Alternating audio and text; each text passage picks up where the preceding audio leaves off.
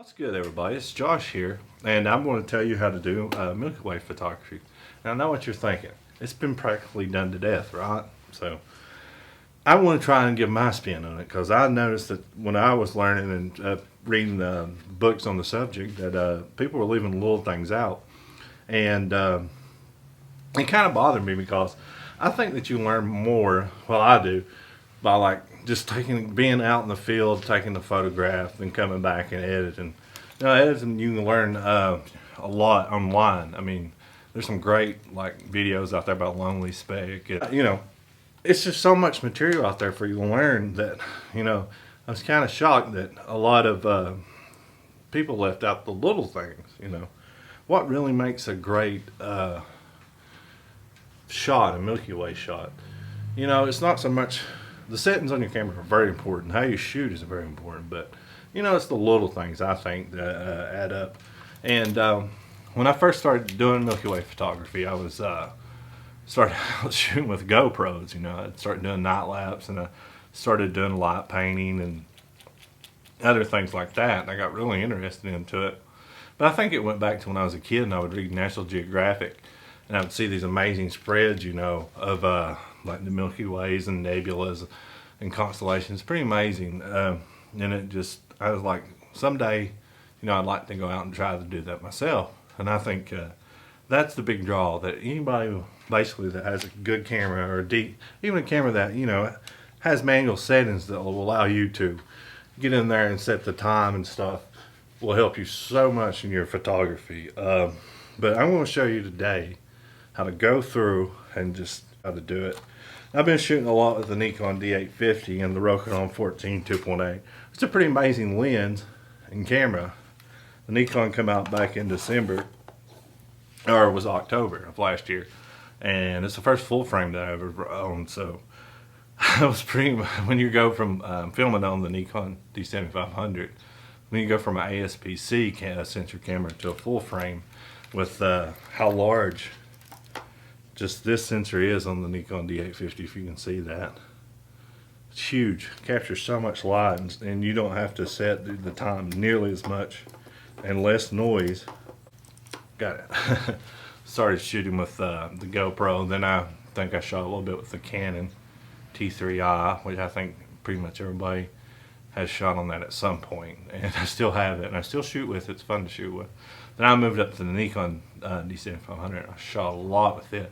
It's like, well, I'd love to get a full frame camera, and the 850 come out, and I was like, well, it was kind of expensive, so I was like, man, I really want one, so I'm only gonna live once, so I opted and got this camera, and I've been really amazed by what this camera can do. But enough of that. I'm not getting paid to push brands here, but I want to help you take better Milky Way photography and astrophotography photos.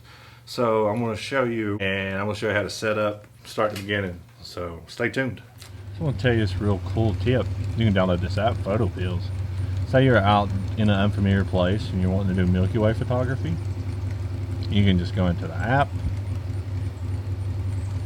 hit settings. Say the sunset's here about 9 this time of year.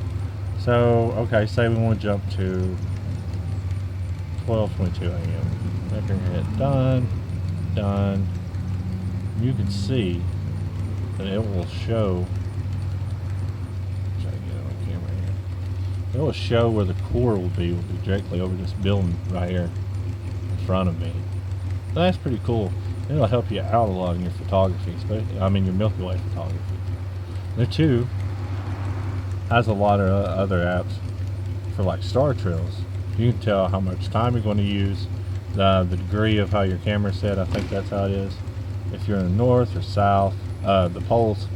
And when you go to the back in your nighttime AR, see the difference there is like the North Pole. So when you set your camera to do star trail, it's going to give you that real Google effect in your star trail.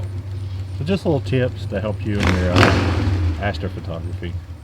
So I'm out back and I have the Photo Pills app pulled up.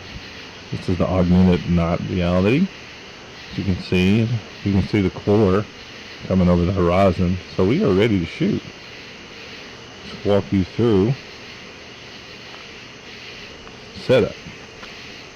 So we are in manual mode at 30-second exposure with an f-stop of f2.8. Raised the white balance up to about 4,000. So the first image I took, just testing test shot, come out really blue. And which the Rokinons kind of shoot blue sometimes. It's a quirk or something they do, you know.